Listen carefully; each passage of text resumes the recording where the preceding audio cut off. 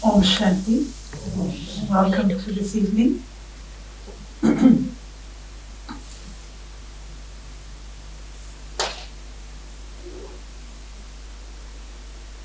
Mandane, we've known each other for many years now. And actually, many people don't know this. I think actually hardly anyone knows. But Sister Manda was the one who inspired me to wear white sari permanently. We were living together in Tennyson Road, and I used to go to work. I'd been living in Tennyson, and we used to go to work, and I'd wear coloured to work, and then I'd come to the centre and put on white. And then Mandavan said to me one day, "Why don't you wear a white sari all the time?" And I said, "But to work?" She goes, "Yeah, I used to." And she said to me, that when she wore a white sari to work, they used to say to her, "Why are you wearing a net curtain to work?" Her work colleagues. And she tolerated all of that. She didn't take offense, she managed very well. And so that comment, she goes, I used to get, I don't think criticize is the right word, but you'd get comments. And I thought, well, if she can tolerate it, if she can manage it, if she can still smile, then let me try also. And so it was that one interaction which inspired me to wear white sari to work. And then I've been wearing white sari since. So Mandaben has been an inspiration in my life. And I think Mandaben had a very, very, not just close relationship with Dadi Janki, but a very open, friendly relationship with Dadi Janki. She could ask Dadi Janki anything. And some people would hesitate. They'd be a little in awe of Dadi, or they'd be scared to ask her something. But Mandaben was very friendly and would ask questions to Dadi, or she would say to Dadi how to improve even. And, don't do it like this, do it like this. But there's one Mandaben who was, in Hindi there's a word, bindas. How would you translate bindas? Carefree, I suppose. Carefree, yeah? She was very bindas with Dadi. And I really loved that quality in her. To be very open, light-hearted, and carefree. And so now we're going to put Mandaben to test. No, we're not. We're both going to have to be tested. Okay. Mandaben, Dadi Janki never ever set out to be a spiritual leader. That was never her aim. She came here when she was about 60, I think. 59, 60. And so she never set out to be a spiritual leader. She was not groomed to be a spiritual leader.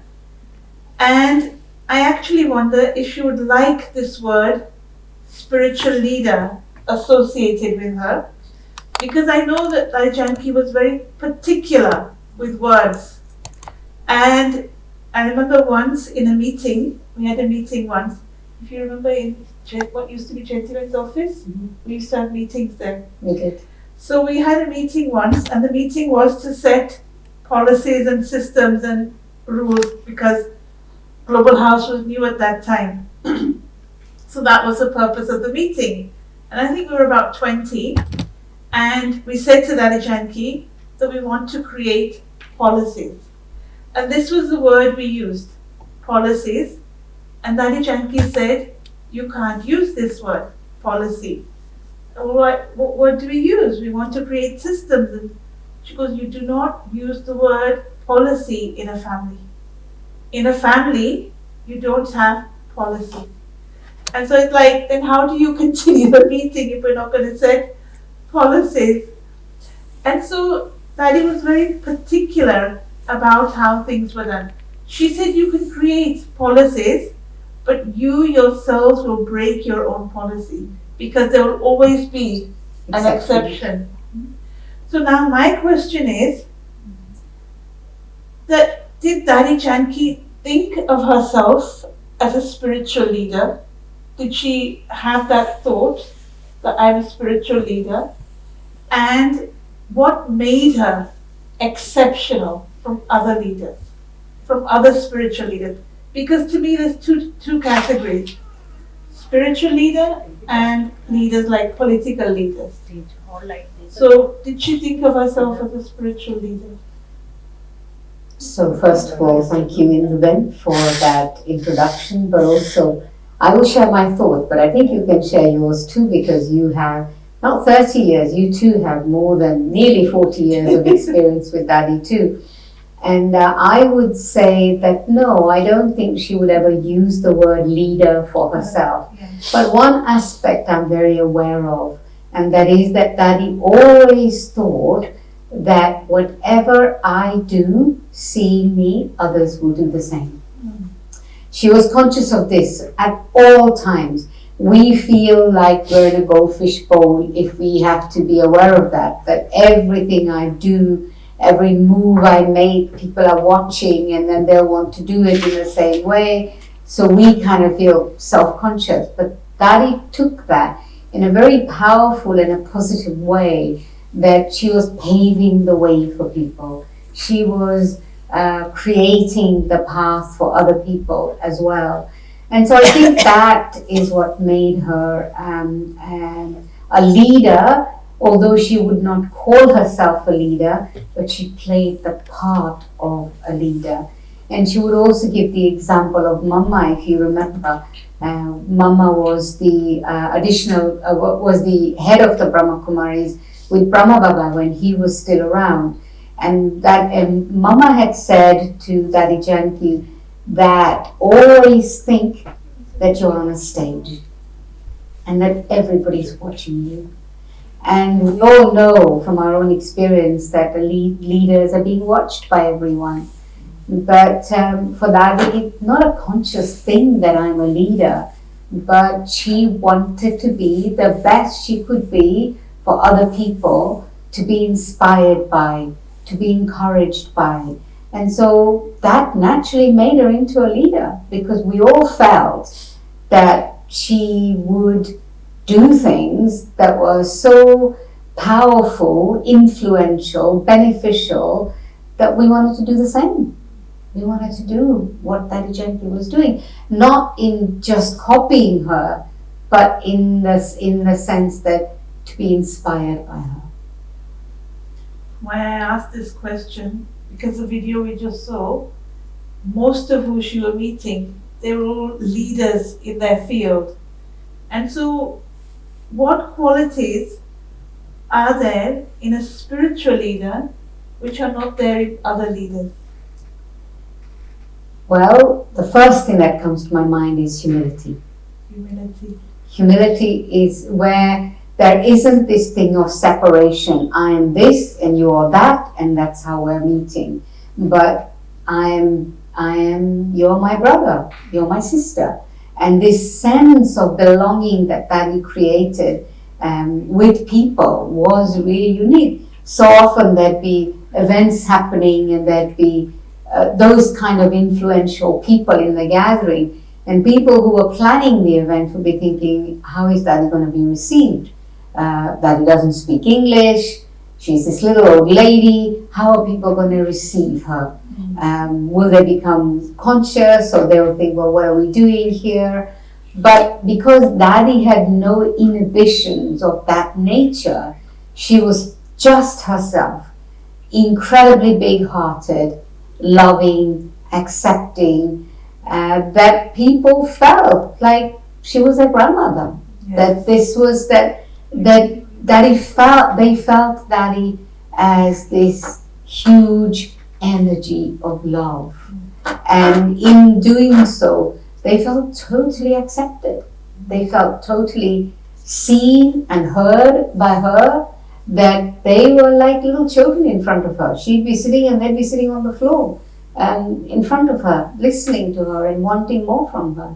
So she never had the feeling and this sense of separation. She was very inclusive in all aspects, very inclusive. It wasn't young, old, high, low. Everybody, for Dadi, was a child of God, and so member of the family. Dadi actually had this art that she would make people feel good about themselves. Correct. She didn't have to say much, she didn't have to do much, she didn't have to praise them or anything like that.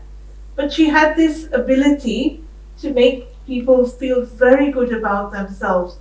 And she had this ability to make us want to make effort on ourselves. Do you think that that was because that is drishti, Yes. that is way of looking at someone was such that it's like when she looked at you, you felt seen. Yes. Do you think it was that? You felt acknowledged, yeah. that she knew you, Yeah. that you knew her, that she knew you, and as if you'd always belonged to her. And not only did you feel as if you were seen or as if she knew it, but she saw good. Yeah. She saw a lot of good in you, you know. She Yeah. saw beyond what was Yeah. maybe happening Yeah. with you. Yeah. She saw more Yeah. than what we saw in ourselves. That's you know. correct. Yeah. So that really helped people to Yeah. grow, I think, Yeah. you know. Yeah. That she saw more than what we saw in ourselves. I remember one of my first experiences with Dadi. It would have been in the early 80s, 82, when I'd gone to Madhuban, to India, to the headquarters of the Brahma Kumaris for the first time. And I remember, I mean, she'd not met me before at all. I was just really meeting her for the first time. I'd met her in the Leicester Centre in Herbert Avenue, but just as like, you know, nothing, it wasn't a major interaction. But my mother introduced me to her and said, oh, this is my daughter. And I said, oh, yeah, hi, that's it. But when I actually went to Madhuban and when I met her there, she said a couple of things to me. And I had the feeling that I was going to know myself through her. That she was the one I needed to be close to in order to be able to see my own self through her eyes. One word that I've always associated with Dadi Janki is the word unstoppable. I always felt she was literally unstoppable. And once what happened, I wasn't aware that she was there. So there'd been programs, we'd had guests from all over the world, and Dadi Prakashmani had come, and we just dropped her to the airport. So a lot of the guests had gone and everything, and that time was very, very hectic, very busy. And I remember we dropped them, and I came out of the car, and I just jumped in the air and like, you know, yeah, everyone God, we can be, you know, we can relax. And I didn't realize she was behind me. And when I saw her, I was like, oh my God. And I thought she'd tell me off, you know, that how could you behave like this? What a thing to say. And she laughed with me. She literally laughed with me. Means she understood that it had been hectic, it had been non-stop, it was a lot of work and everything. She didn't tell me off at all. Yeah. And so there were times when you think, oh, have I said something wrong or done something wrong? But no, she was also cool and chilled about it. This was Dadi's speciality, though. She understood. She had very high ideals and she had very high expectations. Yet at the same time, she was also willing and able to meet you where you were at. Yeah. And because she met you where you were at, you felt totally at ease and comfortable in her presence. But in fact, actually, you were where you were at doesn't mean that it wasn't high enough. It's just that that's where you were, and she accepted that with the vision that you're going higher, that you will go somewhere else with that as well. Once what happened is somebody was talking to Dadi Janki and they were complaining about me. And I just happened to walk into the room at that time and I heard that person say something about me. And I also heard Dadi's response. Because that person was saying to Dadi Janki that Hindu is unapproachable. And Dadi looked at her, I don't think Hindu's unapproachable. And when I walked in and heard her saying this, it wasn't like, you know, she was saying it to make me happy or whatever. It was totally my by chance I walked in. And I felt so comforted that, she knows me, you know. And so the person who said this to Daddy, they looked at me and they said, I'm sorry to me that, I said this, but so it made me think maybe that this is what people feel, that, I'm unapproachable. And so afterwards I asked Dadi Janki, that do you think that what they said is right? That do you feel? And she goes, no, no, no, it's not like that. It's when somebody's something inside guilty or that they can't approach you, they can't talk to you because there's some other stuff inside. And so I felt very comforted with that comment. But that reminds me also of an example where when we're in a position of responsibility, working with a lot of people, it's a fact, everybody has complaints about you. And there's often, you go through a phase where there's nothing you can do right. Everything you do or say, even if your intentions are good, the way you said something upset someone, or you want to improve on things and you'll say it and they don't like it. So this particular individual literally had written a letter of complaints about me. 3 pages, big A4 size paper, right? And so I went to see her and she handed me this letter. She said, read it.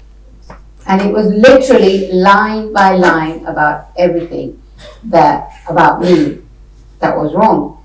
And she waited very patiently until I finished reading the letter. She then said, she took the letter, tore it up, and she said, Ye to hota hai, these happen. I just wanted you to be aware. It's fine. It'll be okay tomorrow.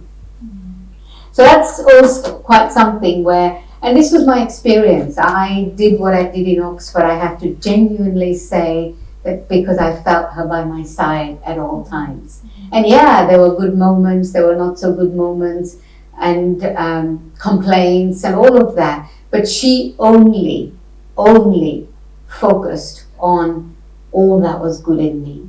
All that I was able to do or achieve or whatever, and the specialities. I never felt that she had a complaint about me. That doesn't mean to say that if I did something that was not right in her books or I could have done it better, she didn't hesitate to tell me. She would tell me off if that's what was needed. It doesn't mean to say that, she's just going to accept everything that as you go along. And so this also is a true sign of a leader, I feel, that they are able to, when things, after in recent times, also lots of complaints about, the way I am maybe. And then I thought, I never heard this from Daddy. Never, ever. Is it that suddenly all these defects have emerged within me? What actually happened? So this sign of a true leader, to not focus on someone's negativity or someone's defects or someone's faults, whatever it might be, but to be able to see beyond those and only see the best in that person and allow that to kind of come to the surface even more. I remember it was my birthday once, and all the people in the house, in the retreat center, we live together, so everybody knows you very well. And so we were celebrating my birthday in our little dining room. She said to everyone, okay, each one must tell Manda's speciality, one speciality, and one thing she's got to change. That was a very clever way of letting me know. One thing she's got to change and one thing that's her speciality. But she could hold that space to be able to do that. I remember once she called me and it was like she was going to tell me a secret, the way she was talking to me. And she says, be careful. I said, why? Be careful for what? She goes, so and so is jealous of you. And I'm like, why would anybody be jealous of me? What's there to be jealous of? She just said, be careful, and that was it. It's like she gives you little hints or warnings or signals that be careful, And so I really appreciated that. Otherwise I would never think that so-and-so would be jealous of me. What's there to be jealous of, And so there were all these always. It's like she looked out for you. She had your back. Yeah, she had your back. She had That's yeah. expression. And so I wanted to ask a question. This thing about Dadi being unstoppable. Sometimes it's like there'll be programs and then we'd be waiting for the programs to finish and things like that so that we could breathe, so that we could chill, so that we could think, ah. But it's like, no, that wasn't the case. And regardless of her health, regardless of the situations, regardless of people's comments, she was unstoppable. It was everything. What's next? What's next? She said this a lot. What is next? No? And so, what made her unstoppable? I think it was her huge heart, in that she always wanted to be serving others. But the expression that comes to mind when I think about that is that she wanted to bring God to everyone. And as I was driving here today, all the way for an hour and 45 minutes, I was listening to Dadi's classes. Because today on YouTube, there's all Dadi's classes, all the old classes. I was listening to her classes, and it reminded me of so many different things, actually. And I think that and what I remembered was that, and I remembered in my own context, and recently not feeling so well and feeling tired and thinking I need this and I need that, I need a little more rest, and I'm thinking like this about myself, right? This is really only last few days. And then today as I was listening to her, and actually I'd seen someone the other day and she said to me, you have, she took a step back and she said, you have a profound connection with above, with whatever you call God, Supreme, whatever.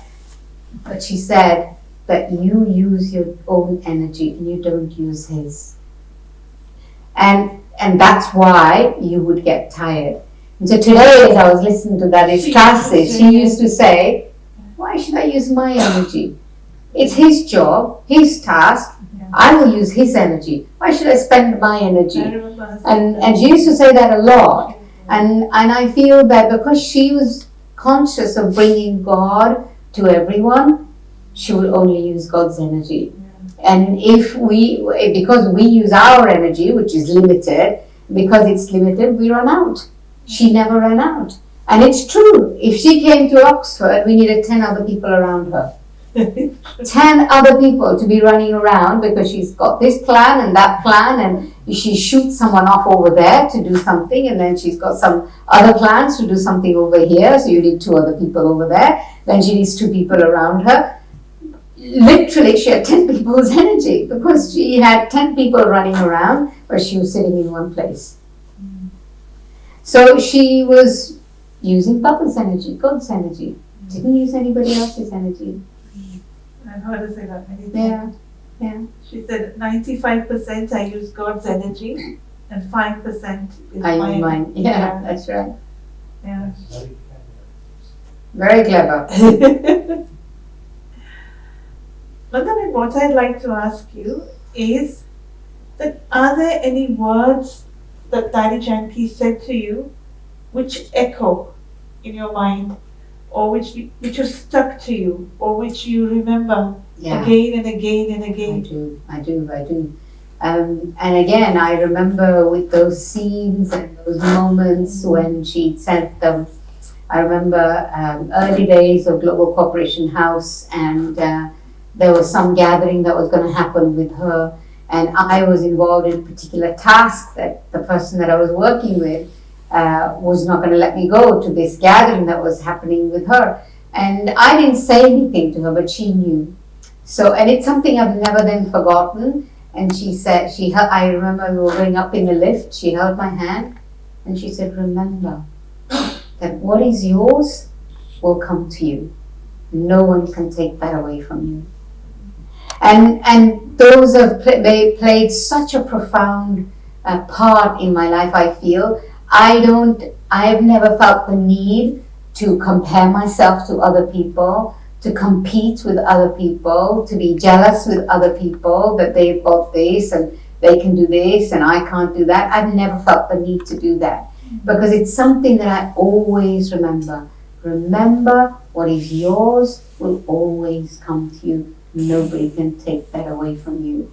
And that's a very, very powerful thing. Yeah. And so that's one thing.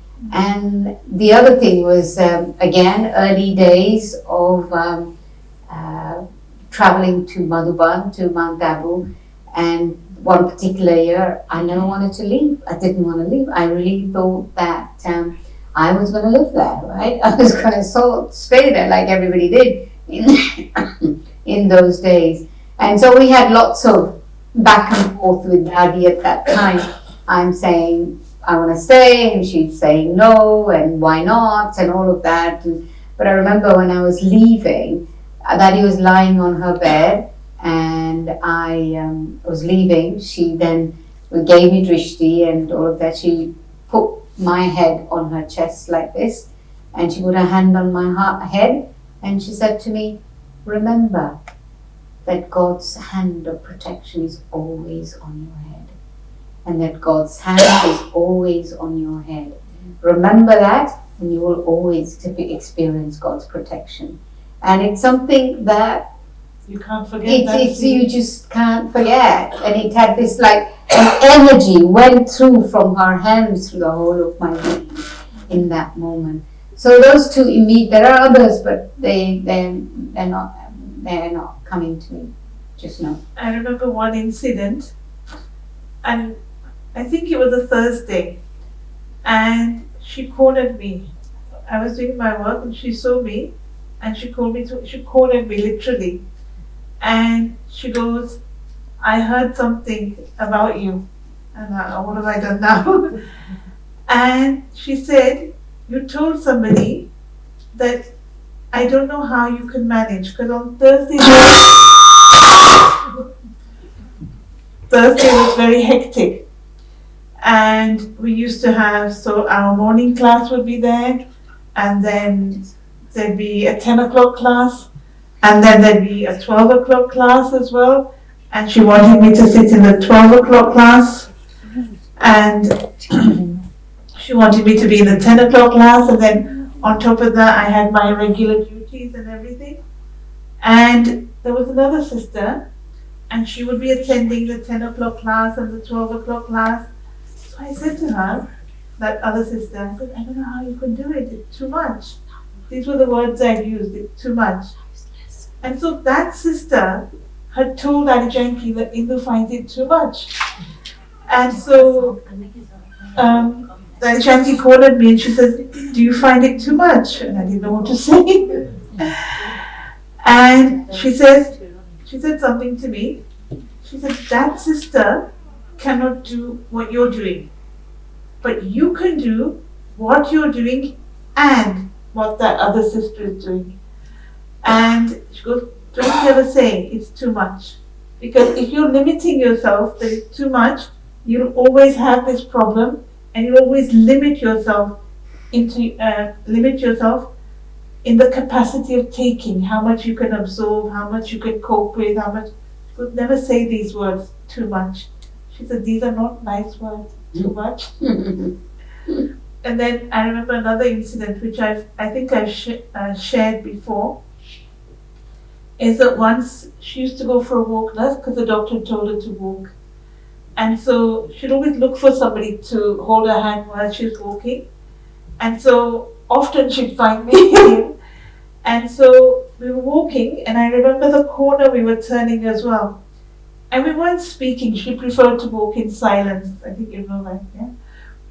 And it's like she was speaking to herself. And the words she said at that time really touched me. She said that if you don't use gyan, if you don't use knowledge to change your sanskars will use you. I was like, where did that come from? I didn't ask her anything. It's like, where did that come from? And I had to really say it a few times to myself to understand the depth of what she was saying. If you don't use gyan to change your sanskars will use you. And so that's really helped me, that to try and use gyan, knowledge, to change my personality. These words really stick in my head. Lots of words, but these words in particular. The other thing about Dadi I remember is that Dadi loved honesty. She really loved honesty. You know, you were saying that I had a friendly relationship with her. I think it's because of that, because I was the same in front of her and when I was not in front of her. She always knew. She picked it up. If you were one thing in front of her and something else behind her back, she knew it. And that's one thing that she didn't like. And so I would be the same in front of her. And so what's always been important for me is that aspect of being true to myself and being true to the persons or people that I'm with. And so whenever we communicated, I said exactly how I felt. If I felt something that was not right, I didn't have hesitation in saying it to her. And she appreciated that. I got to a point where if I told her about what I was thinking or feeling about something, or I'm just going through a phase that's not a happy phase or a comfortable phase or whatever, she would just be, I remember I had written a letter to her, and it was a 2-page letter just about what I was thinking and feeling. She picked up the letter, she kind of went, a couple of lines, and she said, "Le lo, nahi chahiye, kuch, sab theek hai." She just handed the letter back to me. She refused to read it because she refused to accept what I was saying. And she said, what are you talking about? Move on, that kind of thing. But I also remember a particular situation where somebody had written to her, and this person was really basically boasting about themselves. I did this, and I did this, I did that service, and that happened. Again, it was 2-3-page letter. She again handed it to me. She said, "Paro." So I read it. No, she just said, "Paro, read it." So much ego. She picked up, she knew exactly what was going on with someone from the words that they spoke or their vibration. So much ego, she said. So it was, and you appreciated her honesty. I think some of the things that she probably shared with me that she probably wouldn't have shared with many people. And somehow there was a trust. I remember again, we were at the airport. In fact, Ramesh Bhai from India had come, and we were at the airport. Daddy went to drop him off at the airport, and we were sitting at the airport waiting for his time to go inside and having a conversation. And I said to her at that point, and you probably heard her say this afterwards, that what enables us to do what we do is Daddy's trust. That Daddy trusts you in whatever tasks she asks you to do.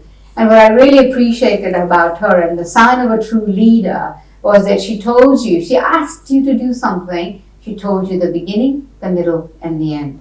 It wasn't, go do that and figure out for yourself, or you didn't know what she expected. You had the background, you knew why she was asking you to do it, and you knew what she was going to get out of it when you did it. When I say she, what the outcome was going to be. Absolute clarity in communication. And whatever the task, you thought you could do it because you had this clarity of communication. It wasn't just, here, do that. And you're kind of left with thinking, okay, what do I do now? And so this aspect of her trust was a very powerful thing. And then I remember she repeated it many times after that, because she said, "Oh, Manda said that he trusts us, and that's why we can do what we can do," which was absolutely true from day one. The feeling that she trusted you when she asked you to do something. Manda, it's been 3 years now since Daddy's gone. 3 years tomorrow. 3 years, ne? What legacy do you think she has left behind, and what are we doing to fulfill that legacy? Means, is there anything more that we can do, or are we doing enough? I think she left a legacy of generosity and big-heartedness. And I think that actually London, UK, Leicester has followed that legacy of generosity and big-heartedness. And that means, we're not hesitant to do what's needed to be done. She taught us that. Do whatever is in front of you and do to whatever extent, the degree to which it needs to be done. And I feel that UK does that. London, UK does that. And of course, we got to do more of it. Times have changed. In Dadi's days, before Dadi went back to India after Dadi Prakashmani, I think in those days, service was still being established. Service was still, she was in the phase of anchoring service. So, and she drove us. She drove us. She will never let us sit down and do nothing. I remember early days of Global Corporation House. Global Corporation House is not a place where we stayed. We all stayed in our little houses, and I was living in Tennyson Road. So we would go to class and spend the whole morning, the whole day. And on this particular occasion, I think it was a Sunday, I remember very well.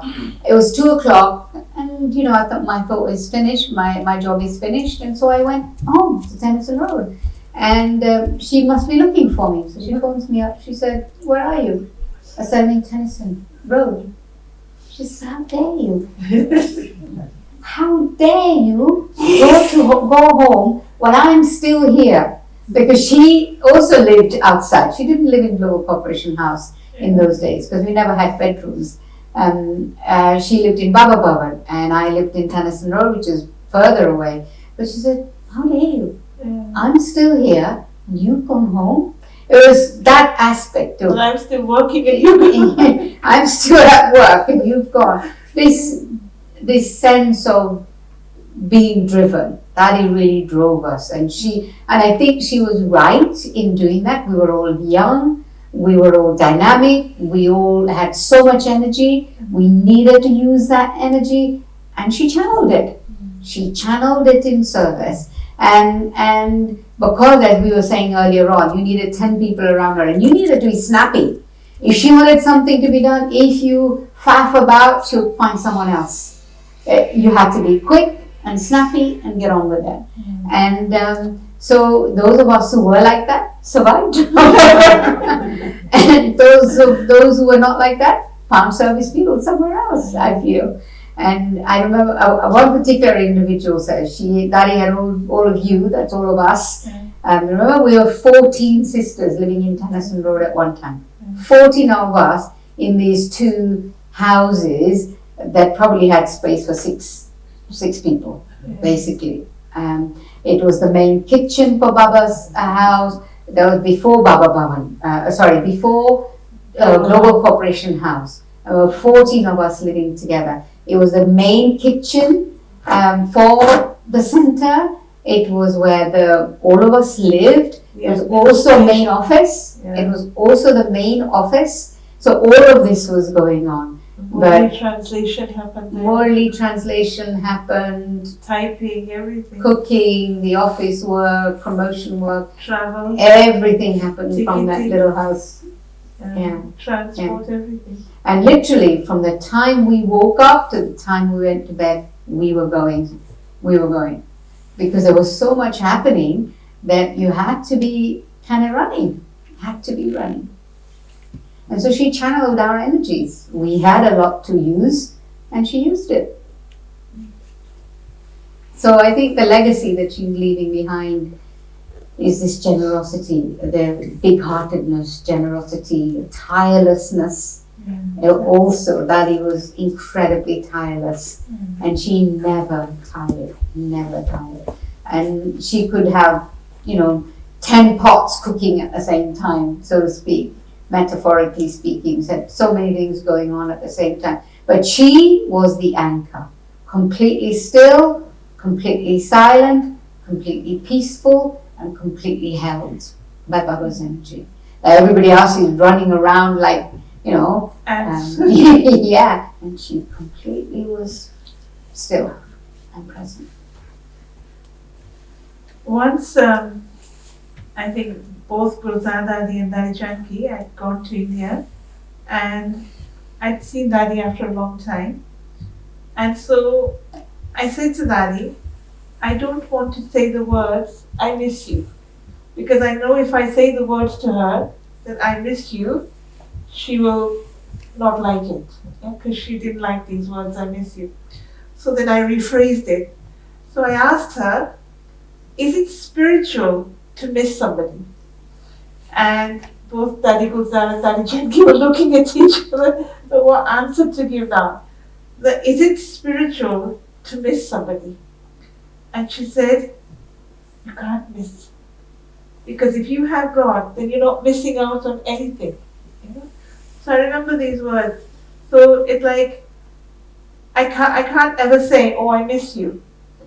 Because I remember that scene, that interaction that I asked her. It's because she said it's not spiritual. If I'm missing somebody, that's not spirituality. And in relation to that, I remember one particular occasion, she hadn't been well. And she was in London, and then she came to Oxford. And I remember welcoming her at the door, she'd arrived, and I asked her, Daddy, how are you? She said, none of your business. She said, you mind your own health and I'll look after myself. You don't need to worry about it. And I knew what she was doing. She didn't want us to be kind of thinking, focusing on her health and be worried or concerned. She didn't want us to focus on her physical body. Yeah. But also she didn't want us focusing on her and thinking, oh, that is unwell. I said, fine, I'll never ask you again. Or I'm just expressing concern. And then she kind of feels bad that she did that to you, saying, oh, she'll go out of her way to be nice to you. She did a similar kind of thing again in India. She was in hospital, in global hospital, and again, the same thing. I've gone to, she said, why have you come? You don't need to come and see me. I don't need you to come and see me. I said, all right, fine, I'm out of here then. And I left. Just because, you don't need to speak to me like that. It's fine if you're worried about attachment. I'm not worried about attachment. You don't need to speak to me like that. So it was that kind of thing, just natural. And, it was not that she felt that I was rude or anything like that. Okay, I think, is it possible that you could do a meditation commentary now? Well, maybe anybody else here want to share anything or say something of their experience? Yeah.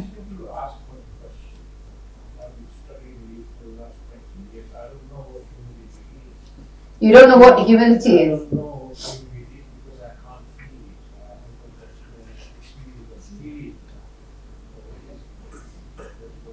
Interesting question. What is humility? I can't feel it. Is it something that you feel? Or sometimes, say if we're talking about someone like Dadi Janki, you see it. You see the magnanimous of a person, a magnanimousness of a person, but they are so ordinary. They behave with you as if you are like them and they are like you. And they don't have these airs and graces about them. I am something and you are less than me. I'm bigger and better. I know more. I'm not sure if you can feel that, but I think it's something that you can observe. But when it's within your own self, where you don't allow your ego to get the better of you. When you want to when you want to live humility, then you have to ensure that your ego doesn't get the better of you. You are not judging, comparing, competing with other people, considering yourself to know more and better and all of that than someone else. But to be able to reach out to people as to at where they're at, to be able to be supportive to people where they're at, even if they're younger than you. I think these are all signs of humility. And you saw so many, and you can sense the vibration of someone who has that sweetness of love to extend to anybody and everybody without making any demands. All of these, I think, are elements of humility. I don't know if Indu wants to share something. I think humility, I always see humility as the proof of self-respect. That when there's self-respect, you don't have to prove anything. And so humility is the result of self-respect. The more self-respect, the humbler I become. And when I'm full also, I think humility comes from being full internally, content. You're not worried about having to show something or others should see. There's no concern into show that, oh, I'm doing so much or that. No, I'm content, I'm full, and I'm doing it for myself. Like once I asked Dadi Janki, I said to her, why do we get up for 4 o'clock meditation? Why do we have to do all of this? And she said, you're doing it for yourself. I'm not doing God a favor by meditating. It's like I'm doing it for myself. And so the more full I am, the humility comes as a result. Yeah, and Baba uses this image actually, that when a tree is laden with fruit, then its branches automatically bend. It's because it's full of fruit that they automatically bend. And then they're able to share that fruit. The tree is able to share that fruit with other people as well because of its fullness. And it's a little bit like that for us also. When there is fullness inside, this sense of achievement, sense of having something to share. I don't need you to acknowledge me. I don't need you to say how amazing I am. But you get what I have, and that's it. I got from God, and then you get from me, and that's it. But there's not even the thought I have to give. No. Because that is also ego. Mm-hmm. The I have to give, the I becomes the ego. Yeah. But like whoever needs, they will get. Yeah. And so that is it. That it's up to the person who's seeking. Yeah. Anybody else want to say anything? Anybody questions or share? See if anybody else first. No? Yeah. You know, when people complain about you, and you feel happy. You feel hurt to begin with. Of course, you want to get to a place where you are not upset by it, you're not hurt by it. Daddy used to say that if somebody defames you and you allow yourself to become upset, it means you've accepted, and your energy will then prove that they are right. So even if they're right, you have to see yourself and commit to changing that, but not allow yourself to feel bad. But I can't always say that I don't get upset. I do get upset. But I also can see something for what it is and say, yeah, I could do something about changing this, and I should do it, and I will do it, instead of rejecting it or feeling hurt by it. If I get hurt and upset about it, then actually I don't have the power to do anything about it. Especially when you know that they're wrong. Well, I don't always know. I often remember this expression, there is no smoke without fire. So if somebody tells you something, there's some truth in it. So I just have to stop to look at myself to see to what degree there is truth in it. It might be a small amount, but that small amount obviously has to go. Okay, so shall we have a meditation now? Sure. Okay, so just sit comfortably and allow yourself to just be present now and here in this room, in this space. You came to hear about Dadi Janki. Obviously, you've already felt something from that soul.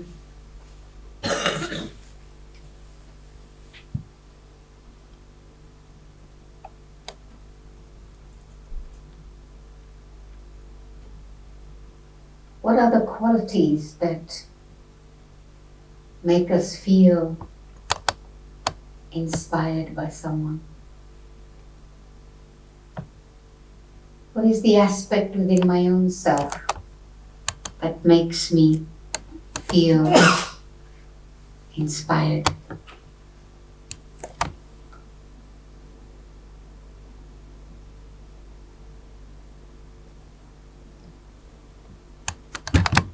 That which allows me to feel greatness of my own self.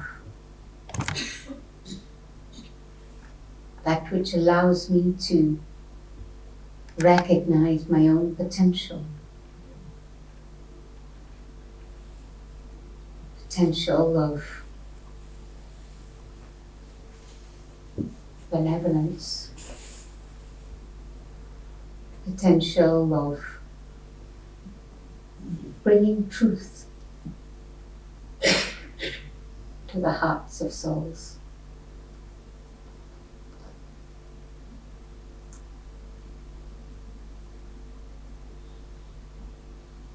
Here I am, as I allow myself to become quiet and my attention to turn inwards.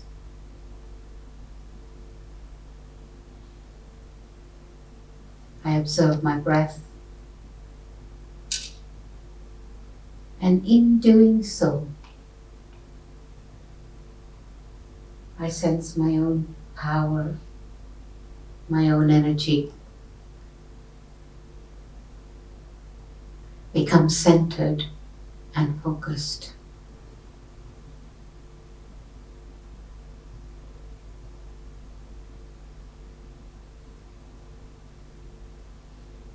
I am this pure, unconditional energy of peace.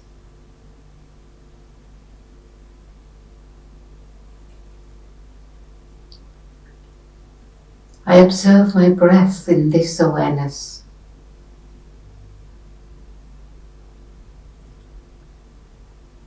I breathe in this awareness.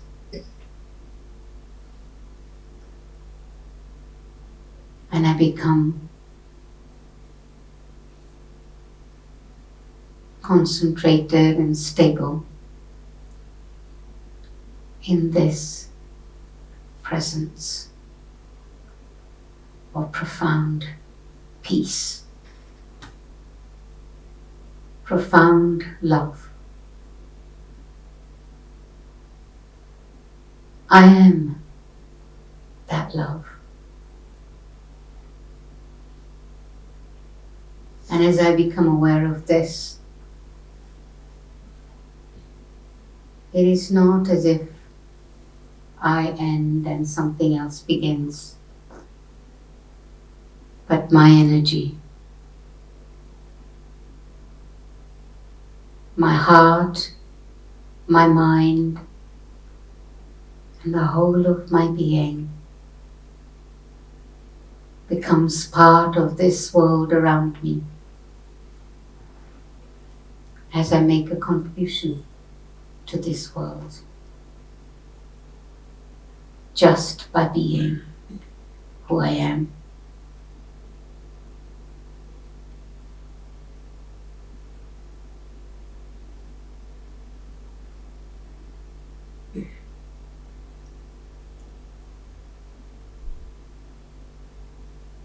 And it is here that I invoke God's presence, holding me,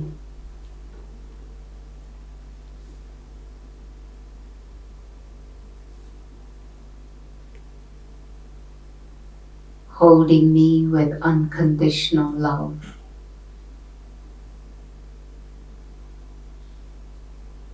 I feel seen. I feel heard. And just with that experience, I become so expansive. It is as if I'm at one with this eternal light of my eternal parent.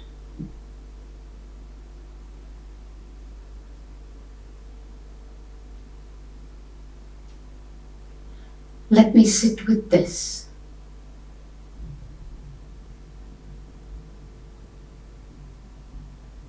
Let me sit in this silence.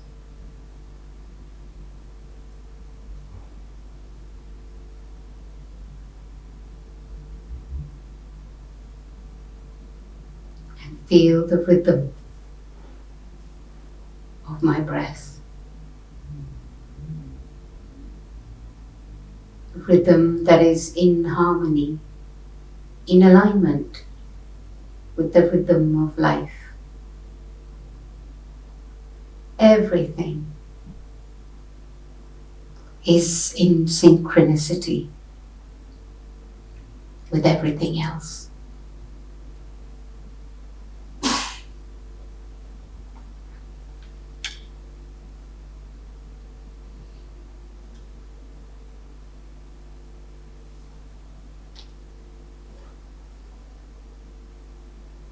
My breath becomes deeper, slower.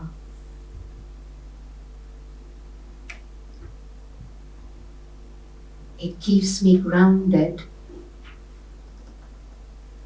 but it also allows me to go beyond the confines of matter and into a subtle dimension, a dimension of love, the dimension of light.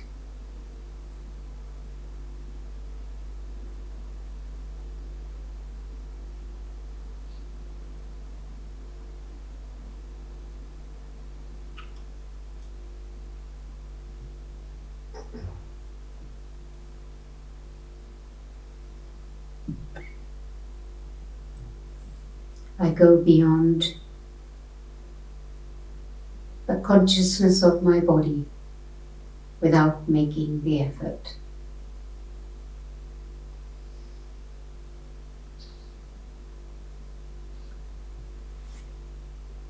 So I become present once again, aware of my body. In fact, aware of the limits of my body.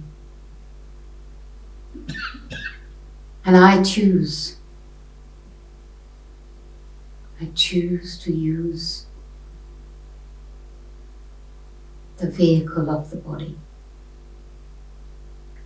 And I choose to let it disappear and disintegrate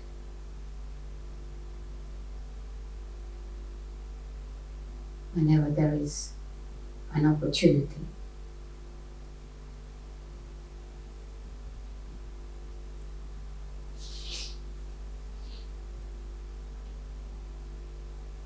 Om Shanti.